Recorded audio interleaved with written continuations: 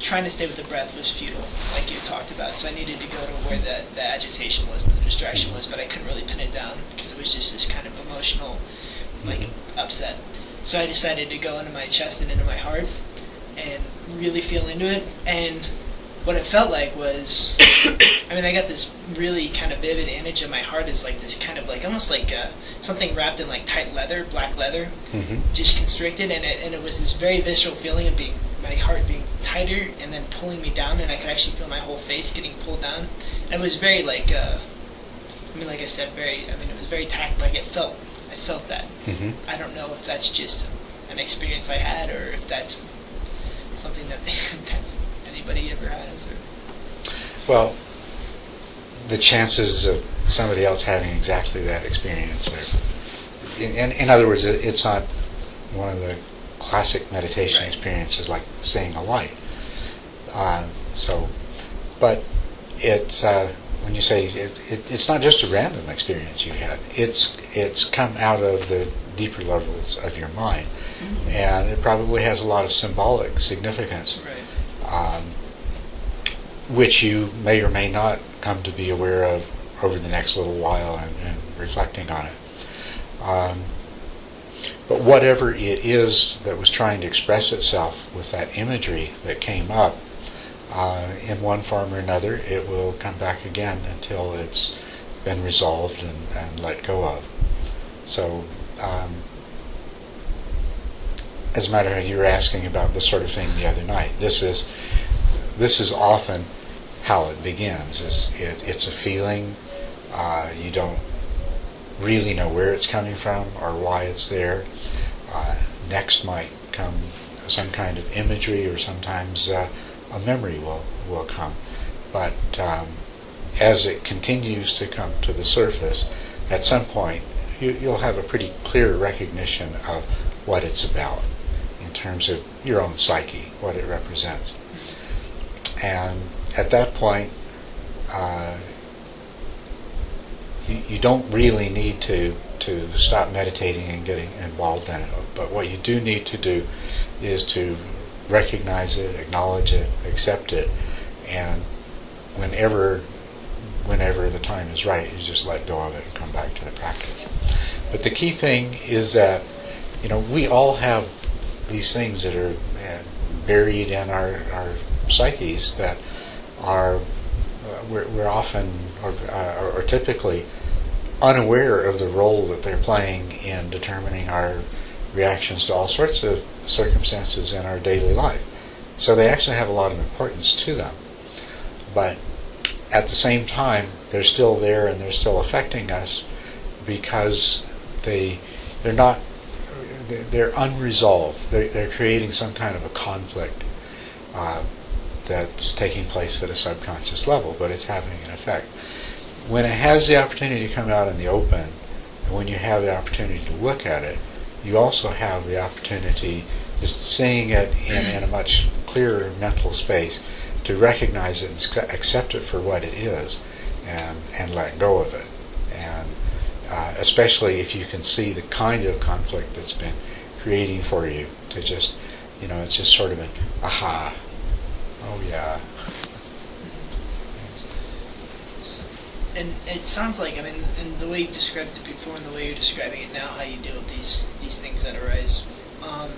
See, my impulse is to use it not just as the object, but to really, well, I guess that would be the idea, but I'm definitely focusing my attention at it. And part of me, I know this is totally not in the tradition that you teach, I was thinking of trying to work with imagery to try to either release it or do something with it, to try to see if they could break up or just kind of move things along. And I'm wondering, is there any way to kind of facilitate Well, there's different approaches, different systems of dealing with this in terms of psychology and meditation as well. But from this particular system of practice, the approach is to just be mindfully aware and as non-judgmental and as objective as possible. And what you did in terms of examining the feeling. It was coming up and it was taking you away from the practice. So you did the right thing. Examine the feelings. And imagery arose. And to just observe that. Now, someone else who follows some other system of thought might suggest you do things like, trying to work with that imagery, or trying to see, well, what could this symbolize? The heart being pulled down and encased in leather and things like that. And I can't say anything about that because that's not how I work. But what I would suggest is that you just objectively observe with interest and without judgment,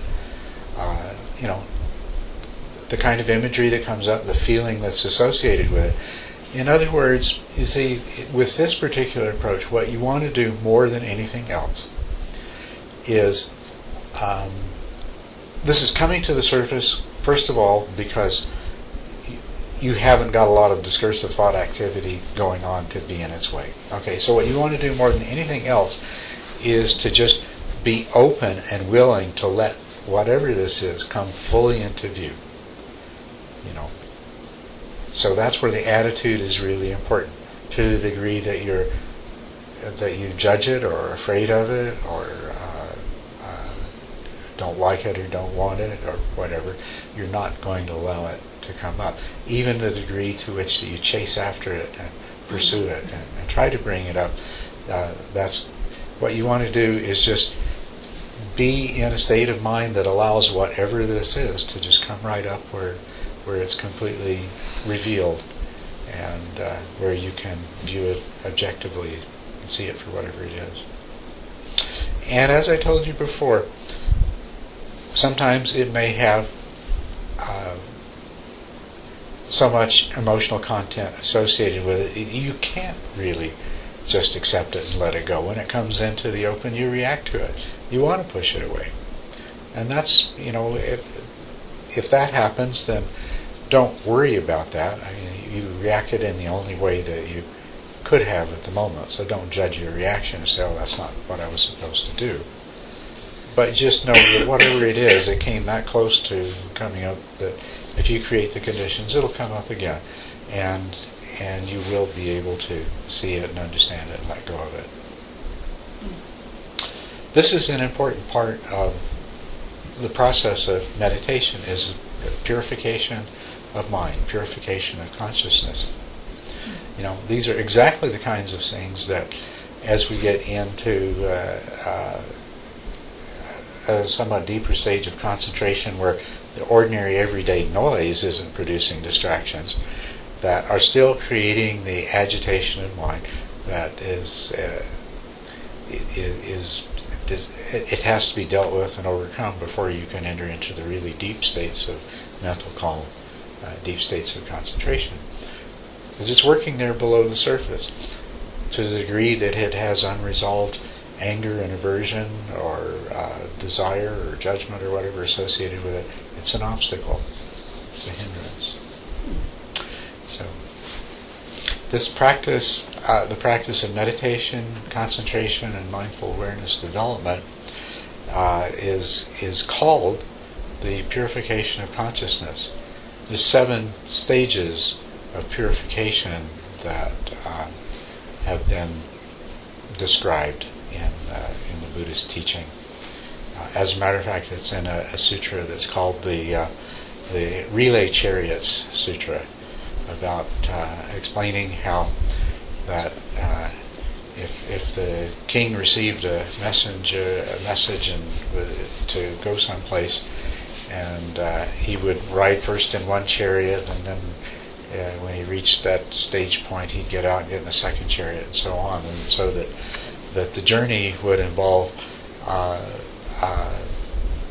7 different chariots, and then those chariots were identified as to do with these 7 levels of purification that we need to go through in order to achieve the ultimate goal of awakening. The first is the purification of virtue. And you can meditate, you can develop a lot of concentration and mindful awareness, but until you've achieved purification of virtue, there will be a limit. You cannot go beyond. When you have not purified your virtue, there is agitation due to due to worry and remorse about things that you have done and are likely to continue doing. There is when you are not living virtuously, you are continuously reinforcing the habits of sense desire and of aversion and anger. And so all of these things are present in your mind stream, and even when you're sitting quietly and everything seems to be reasonably peaceful, they're still there, and the residues they've created are still acting as impediments. So you can't progress in meditation unless you do something about this in the rest of your life. So the first purification is purification of virtue. The second is a purification of the purification of mind. That's what it's called. I think I said concentration. That's nice. Purification of mind. And through concentration and mindful awareness, you bring about the purification of mind. And it is an important part of that is sort of cleaning up your subconscious mind of all the leftover stuff that's still getting in the way. And then the next purification is a purification of view, which I talked to you some about last night. That is shifting from the wrong view of there's a world, there's a self-existent world out there, and then there's a me here in the middle of it, and the only way I can make myself happy is to try to manipulate that world. The right view is recognizing, understanding yourself in terms of what you are is a mind stream or stream of consciousness, and consisting of one conscious event after another, and in each of those events there are sensations, feelings, perceptions, the mental formations that drive those perceptions, and the volitional formations that you generate in response to them, and of course consciousness, which is what makes it a conscious event. And so understand, right view is seeing the world and yourself from this experiential or phenomenological point of view instead of the reification of an independent world out there and an independent self in here, and some kind of struggle between the two. And then after that comes the purification by overcoming doubt. And this is basically overcoming doubt that with regard to right view. You have to satisfy yourself completely that this is true. And then there's the purification by knowledge of what is and is not the path. And that's because by the time you get to this point, you have some really wonderful meditation experiences, blissful experiences, joyful experiences, and you might initially think, "Oh, this is it. I've arrived." But you've got a long way to go. This is not the path. This is merely some signs that you're making progress, and then comes the next to the last of the purifications is a purification by knowledge and vision of the way. And this is where you start having direct experiences of the way things are, direct insights into the nature of things, into the impermanence of all phenomenal experience, into the emptiness of both self and the world of perceived objects, and then insight into the ultimately unsatisfactory nature of this and the inevitable suffering that comes when you grasp to the illusion of substantiality in that which is impermanent and empty. Then, in this process of the purification by knowledge and vision of the way, you come to the point where these insights become clearer and clearer, more and more deeply understood. At the same time developing a very powerful equanimity. And by equanimity, this is where the mind ceases to react to that which is experienced as pleasant or unpleasant, positive or negative. Instead, you are just with it as it is, seeing it in terms of the insights that you've had. And that leads to the final purification, which is called just simply purification by knowledge and vision. And what happens there, of course, is that the mind at some point turns away from grasping after these appearances that it is in fact itself generating. And as some people would describe it, it's the stopping of the mind or the stopping of the world. And of course, if you followed what I was saying last night, you realize they're the same thing. If the mind stops what it's doing, then it stops generating this particular perception of the world that we have. And we were saying that ultimate reality is empty of those projections that the mind is creating. So another way of describing what happens with the stopping of the mind is that you directly perceive that emptiness of all of those projections when the mind stops. Another way that it's described is described as the cessation of craving. And that's what the word nirvana means, a cessation of craving. That is, craving is what drives the grasping and the reification of this. And so when even for a moment cessation stops, then it interrupts the mind's process of doing that. And you have a direct experience of reality devoid of all of these projections. So it goes by all these different names, but it's the purification by knowledge and vision, basically, of the true nature of reality. And that's what's liberating. In that experience, there is no self. And thereafter, the mind, after it's over with, you'll still have a sense of self, and you'll still have an ego, but there's no way your mind is going to make the mistake any longer of grasping to that as an ultimate reality, as a permanent reality. You've also had the experience of seeing the emptiness of everything. And so this tremendously attenuates further grasping, desire, and aversion, attachment, because once emptiness is understood in a very direct way, in other words, once you understand that these things are a projection of your mind, then you can't forget it. I like the analogy of the Wizard of Oz. Once you've seen behind the curtain, once you know what's really making all the noise and the voice and everything, you don't ever go back to thinking it was what you thought it was before. And so that's the way that it produces the change. So it goes by all these different names and descriptions, but the final of the 7 purifications, the last chariot in the relay, is the purification by knowledge and vision of the true nature of reality, which is only seen when the mind stops its fantasizing. So, anyway, you are broaching on the purification of mind, of consciousness. So,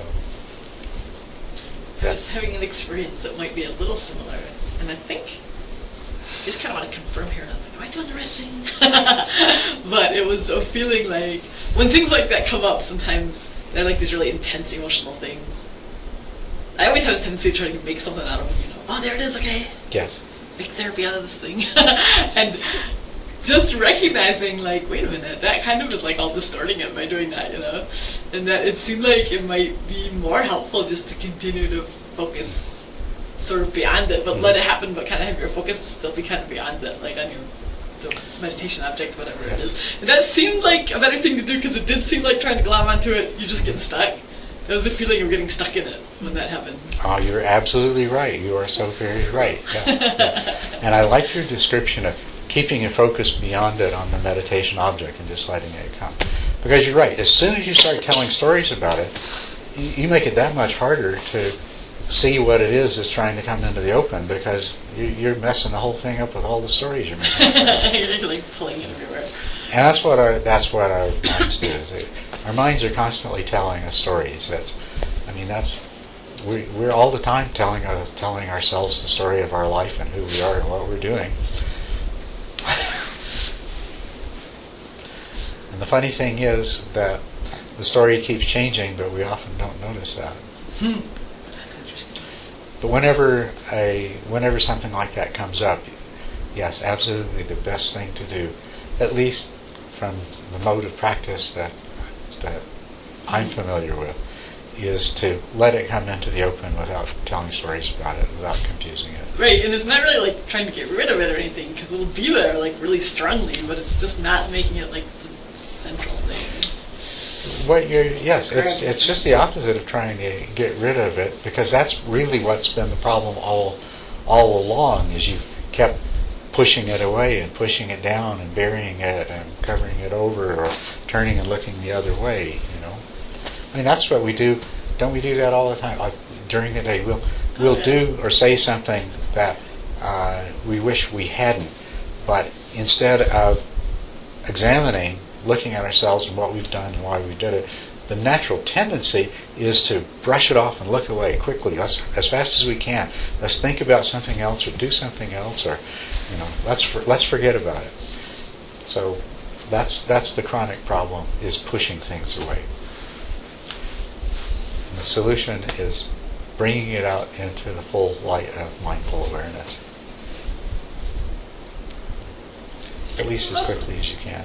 Yep. Having some strange relationships with this stuff, because it's like religion, but it's different than the religion I was raised in. And it feels like the religion I was raised in said a lot of the same virtues, be good, don't steal, and the precepts are pretty much the same, But it felt like it was this big distortion of being, that was felt like this is how you got about doing it, because you just like forced yourself into this behavior, You just kind of tried to And so it's just something that I'm working on. I don't know if you have to say anything about it, but it's kind of like recognizing that it's like, okay, this is similar, but it's not the same thing, because of having all these reactions about religion and being like how it feels real destructive. The religion I was raised in felt really destructive and really detrimental, to follow. So it's just kind of this thing. Exactly. It's different, but it's not the same thing. And there's a tremendous amount of value in every religious system, but there's also a lot of distortion.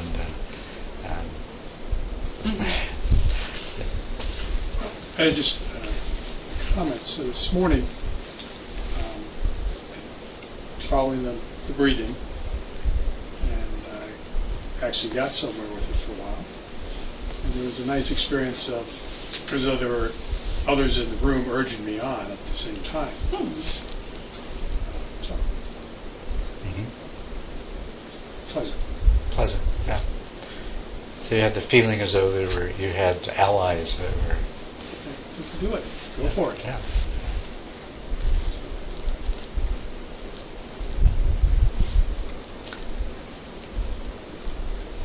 That's very good. That's the same thing. That's other parts of your mind that are supporting this activity. So.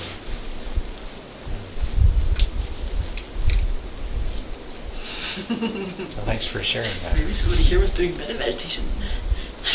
What's that? I said maybe somebody here was doing metta meditation. Maybe they were. Yeah. Yeah. Anything else that anybody's in the way of a question or something like that?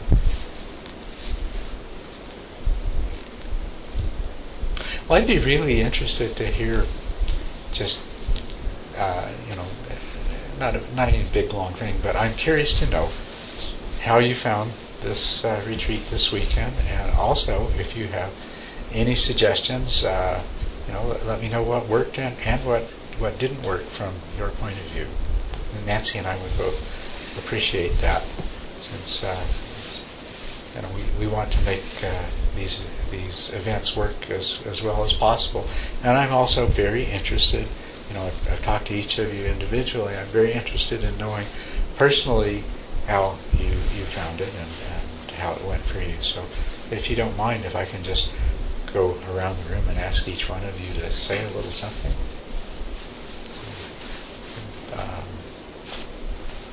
You want to start, Terry? I can start, I guess. Where did I find it? It seemed like it was kind of consolidating in a certain way of various. I don't know how to describe it. Like ideas about meditation that I wasn't quite sure about, or something. Or does this really work? Or is this, sort of like a consolidation of that kind of questions, And it was like, oh. So it felt like that was one of the processes that happened. I really liked having a nice long meditation interview. That was cool. Appreciated that. The other thing I didn't like was that buzzsaw.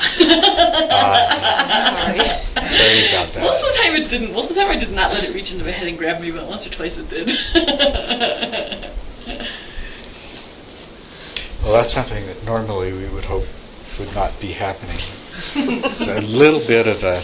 I think you deserve an explanation of why we would let that happen while you're here. My parents moved into this house before it was done, and so it's been... it's been a very stressful situation for them, living in an unfinished house and not able to put things away. It so happens their countertops are being installed in the kitchen on Tuesday, and there's a counter... there's a bar top that goes on a pony wall, which had not been constructed to the point that it could have its top put on it, And so it was this last-minute urgency, the only opportunity that we had to get this work done so it'd be ready. So I'm really sorry for the sound of the saw, and also the air compressor that he used for the nail gun. I think he did try to make the least amount of noise he could, but it's inevitable. So I apologize for that. Can I say, John, this is the quietest meditation place I've been in a long time. When I was in Nepal, there was Tibetan monasteries behind us, and they'd blow their horns at whatever. The dogs sound like hungry ghosts out behind us. The cats would fight, whatever. And there was construction going on. So it really was good. You just had to work on your being able to tune out and tune in. It's actually much quieter than TCMC. Yeah. Yes, it is, as a matter of fact. TCMC is pretty noisy. Yeah, for all of last year, we had to meditate with them doing construction next door at TCMC, too. It actually brought me some comfort. It was somewhat in sync with my mind. I'm like, if it was too quiet, I probably would have left. It's a good excuse. Anyway, well, thank you for that feedback. Anything else you wanted to add? Anything else I wanted to add? I didn't get to go hiking as much as I wanted to. We need to put hiking on the schedule. Okay, hiking meditation. Silent Hiking meditation. Nancy has been suggesting that for a long time. I have been. Yeah, she's saying, should take them on a meditative hike. Up to the top of one of those mountains, I wanted to go all the way up, and I tried, and I got caught in all this intense tangle, and I decided it would take me way longer than I thought it would, so I didn't do it. I came back. Yeah, there's better ways than bushwhacking. Yeah. Okay, well, Well, I'm grateful for the Stronghold. It's quite an ideal place to have a retreat. So I know that the accommodations were excellent. Enjoyed that. I think that the guided portion of it complemented the frequent sittings. And I say frequent with only a small note of humor. But yeah, again, this is my first exposure to this sort of thing, so it was educational in that regard. Glad that next time I know that the first several days would be the difficult part. So, and having a small experience while I was here would make it reasonable to try again at another time, perhaps another location, perhaps here again. And I would go along with the idea of a hike. I did a long, mindful walk out of the Grand Canyon one time. Saw more in that trip than I had in any other trip. So it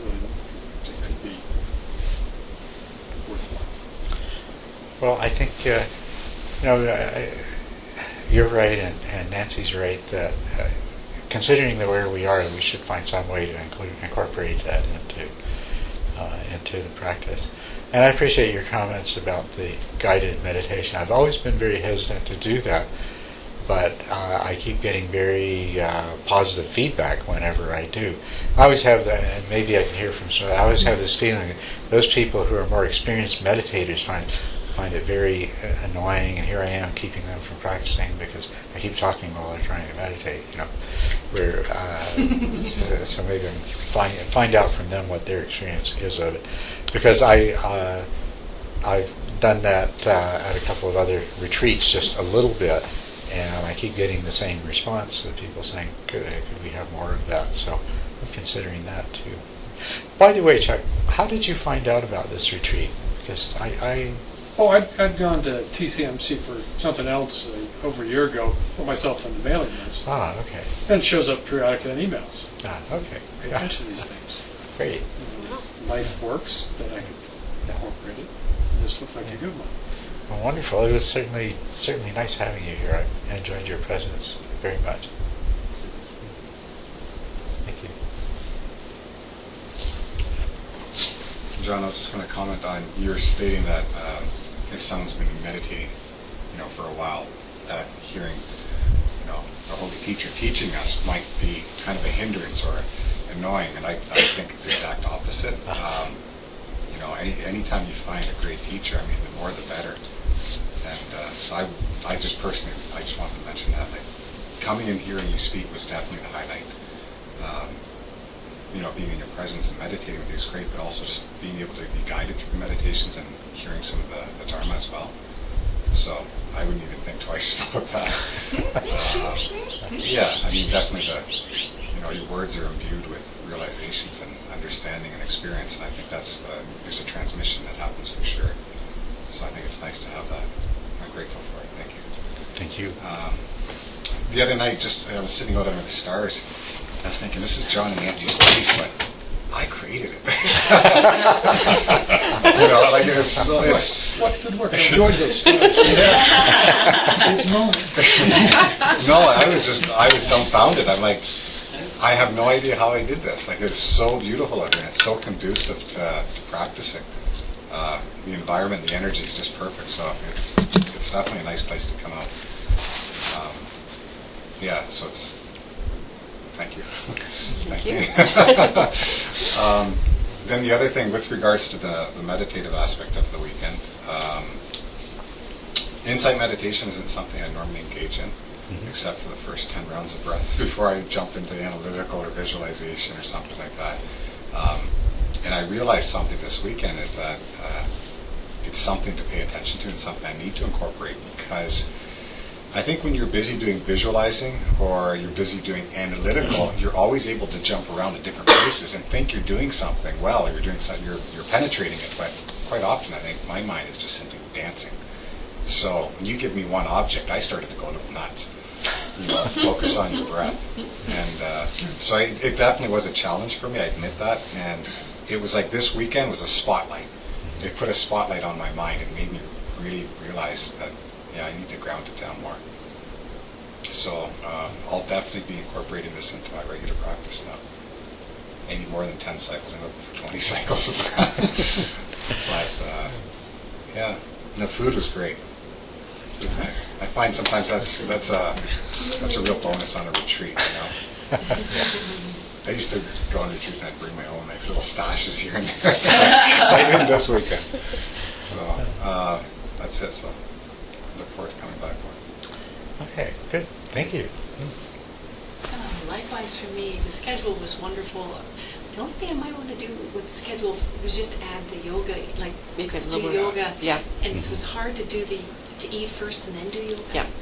I don't know. Very good suggestion. How we could ever do that, because there are people who don't do yoga, and of course they would want to eat right away. So what I thought, maybe I'd just go get breakfast yoga.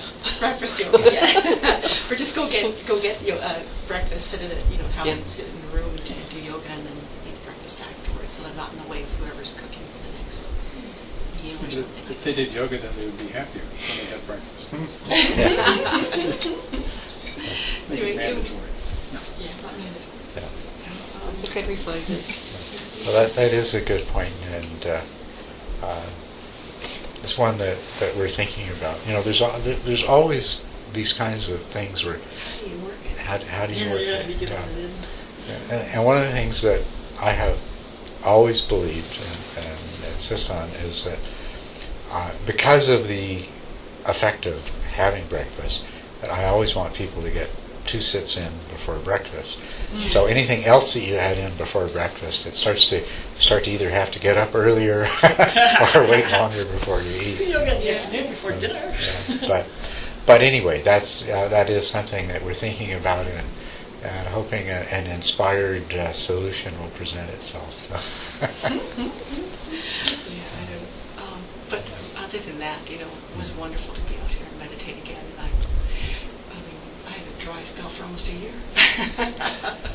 It was, there've been ups and downs and some good points during the year, but I probably made more progress. Feel like I made more progress this year than this time around since I've come back and had that long meditation in Nepal. Mm-hmm. It's been partially, I suppose, because even though I might not have thought that I had expectations. You get to a certain point on where you've been meditating so much every single day. You come back home and you go back to work and you just can't hold it. And not being able to hold it, I think there's just some kind of sense of disappointment. But here it was this weekend, and it was fantastic. And thank you for your guidance yesterday. Today was really wonderful as well. Very good things. Good. Thank you.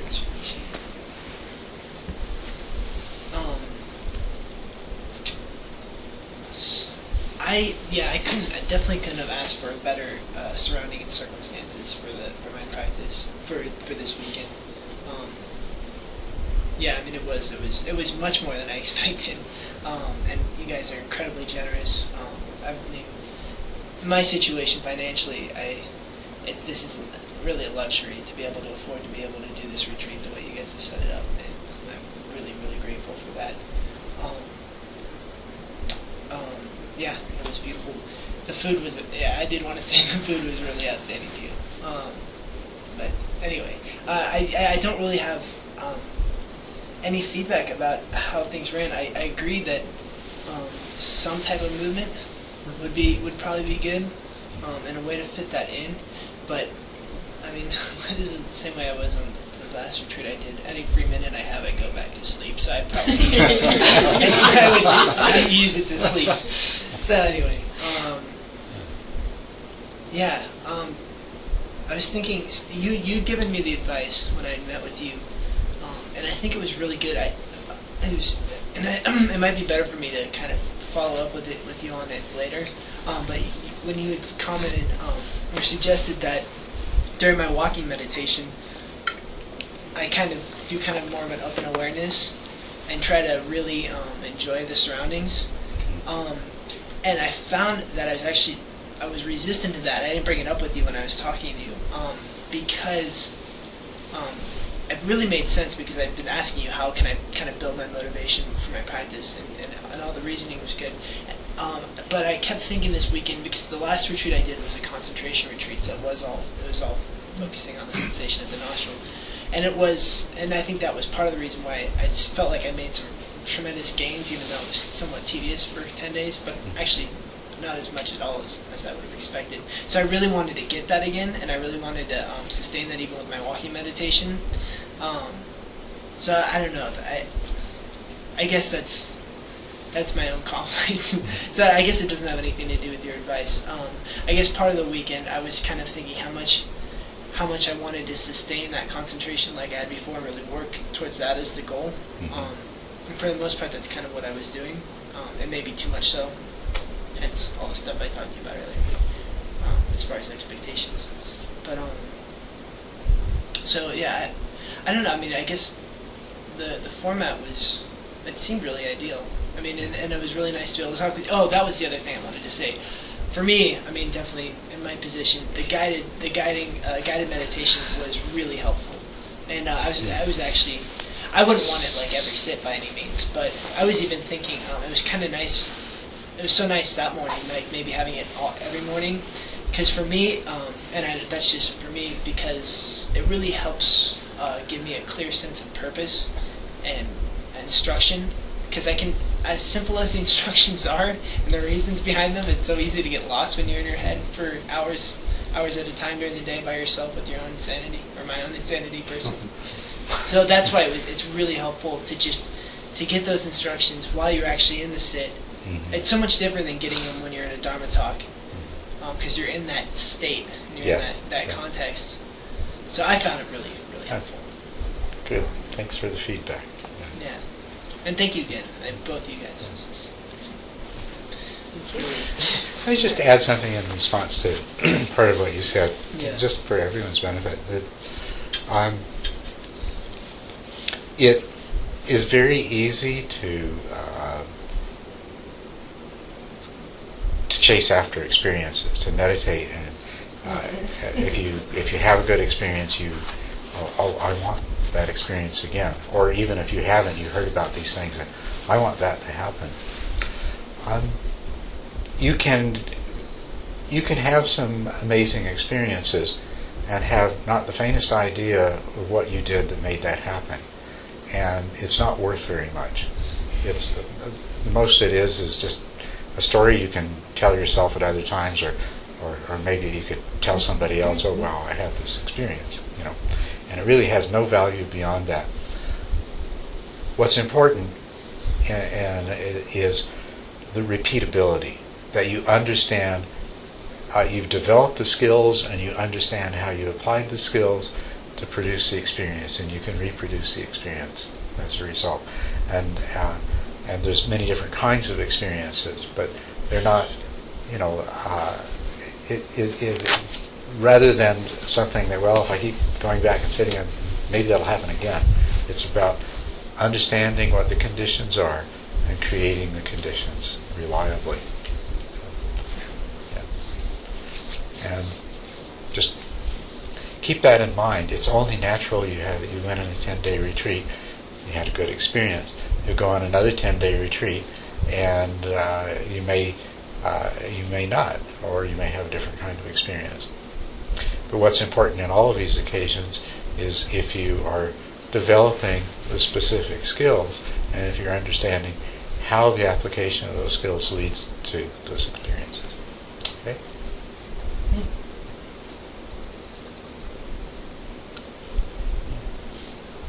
Well, thank you very much. I had a fast question about stretching. Is it okay to stretch in here during the walking meditations? Because I did it some, and then I felt like maybe I shouldn't do that because one person was still sitting in here. If you're not bothering someone else, if somebody else isn't in here trying to walk or trying to sit, then it's not a problem. Okay, but if somebody was sitting in it, I didn't stay too long. Stretch outside. Yeah, just stretch outside. Oh, let's see. Well, one thing is I had a cold. I didn't realize I had a cold. And so everybody should take their Zicam when they get home, or zinc lozenges or something. And I'm sorry, I thought I just had some congestion from talking a lot, because last weekend I had a big weekend where I was talking constantly, and I thought, anyway. So it ended up being cold, and I'm sorry. And so everyone take precautions, take vitamin C, whatever. So anyway, I didn't sleep terribly well on Saturday night, but I still did quite a bit of meditating in between sleeping, and I'm working with how much effort to use. And this afternoon I started thinking about, well, when my husband tells me something that I have to listen to carefully,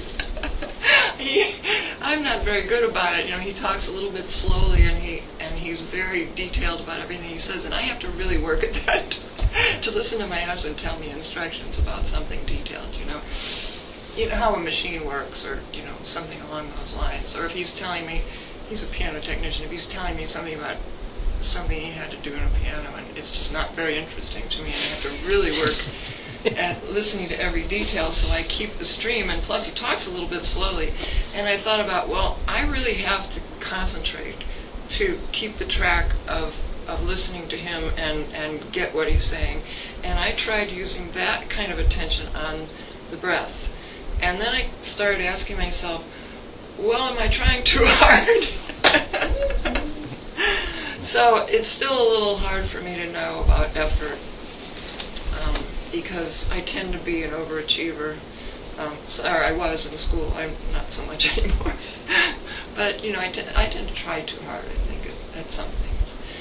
And anyway, so that's what I'm dealing with, how hard to try and how, whether you should push a little bit or not at all, or I'm still not sure about that.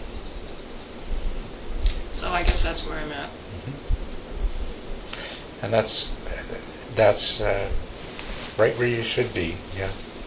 It really is. It's learning what that balance point is, of between not trying hard enough and trying too hard. Knowing you, I suspect most of the time you're trying too hard, but you have to discover for yourself exactly what that balance point is. So how was the weekend for you? Oh, I've enjoyed it. I had a very pleasant place to stay, and I got to see the deer and the cardinals and the bird that I don't know the name of, with the reddish-brown wing tops and white breasts and a black and white back. You don't know what that is? Rufus Tuppy. What is it? Rufus-sided towhee. Oh my goodness, I'll have to tell my sister. And it's beautiful here. It's gorgeous. I've been wanting to come see it for a long time. The man who sells vegetables at the Palomino Plaza Farmers Market lives in this area, and he said, well, you come down and visit, but don't stay. Didn't want more people here. Thank you. Well, it's always a pleasure to come here, and my experience this weekend has been that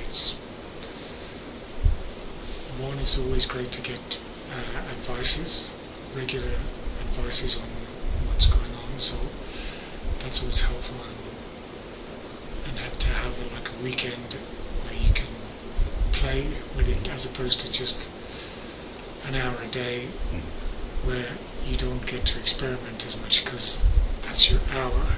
If you spend it trying something that doesn't work, then it feels a little frustrating. So that was helpful this weekend. And, Good. That was something I meant to ask about because I've been doing interviews in the afternoon and changed it to the morning. So it sounds like that's a good change. Yeah, it was fine with me. It's fine with me. In terms of scheduling, I would like what would be ideal for me personally is if there was a little bit of a longer break for dinner, supper, the evening meal, so that I could do yoga before, at that time, and then eat afterwards. Because I couldn't do it at breakfast or lunch, because then I'd be eating after yoga and then starting meditating 15 minutes later, which is a disaster for me.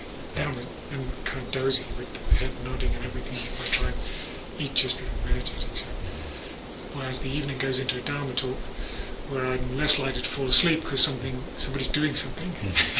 So that would be a good time for me to have a little bit of an extended break. And then personally I'm happy to go to 9:30 at night if we could have an extra half hour at that time. Okay. Just how does that work maybe for other people I don't like to do yoga at that time of day, but it's a good time for me personally.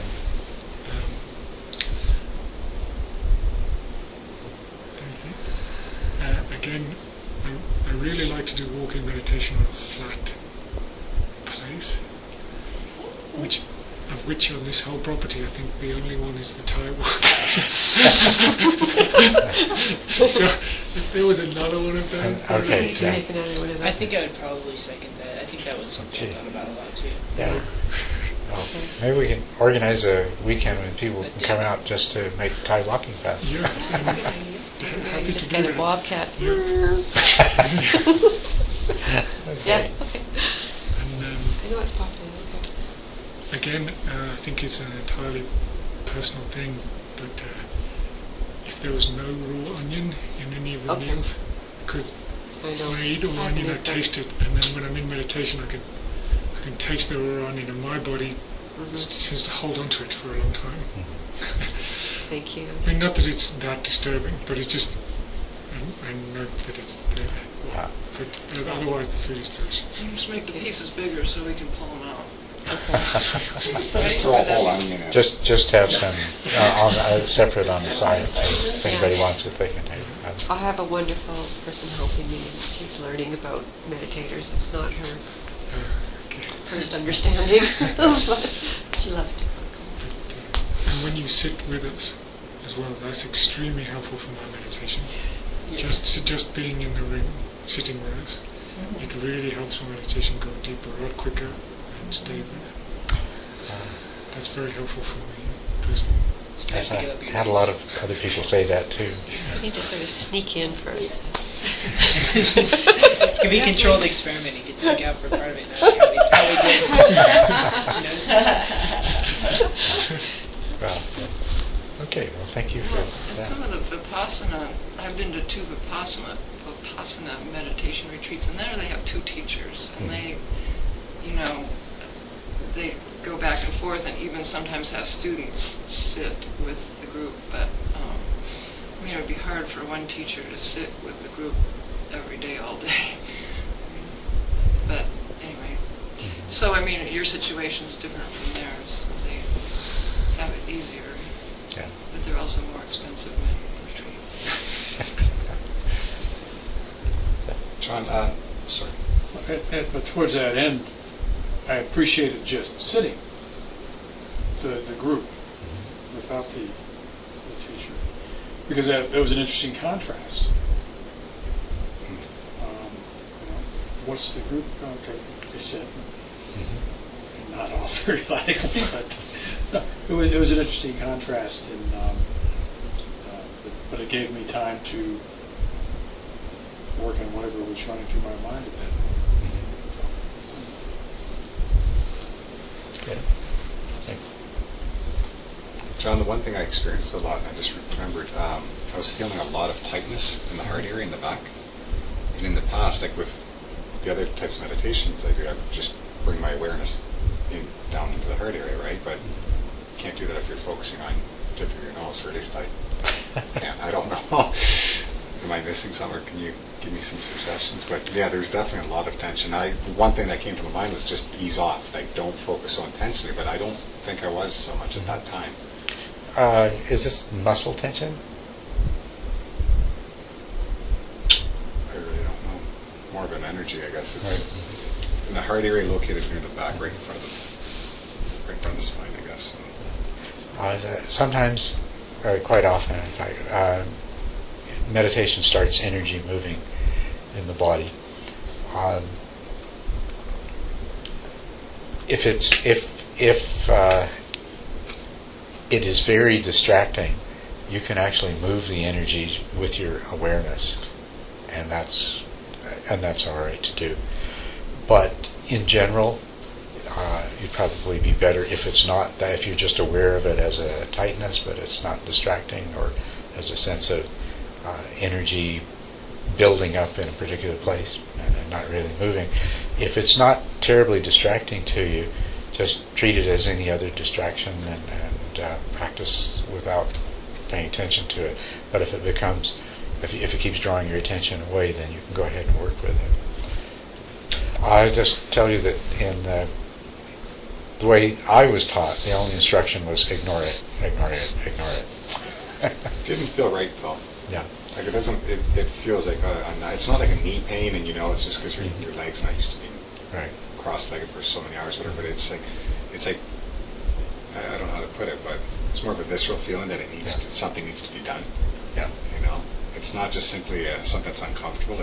I know that there's some tension back there, and it shouldn't actually be there. Like it felt like I could easily correct it. And like I said, normally I would just bring my attention down into the heart area, but then that gets a little confusing. I'm trying to meditate on Well, it's all right to do something like Just that. experiment. Okay. do it very purposefully, and don't, and as soon as you've accomplished the release of it, then go back.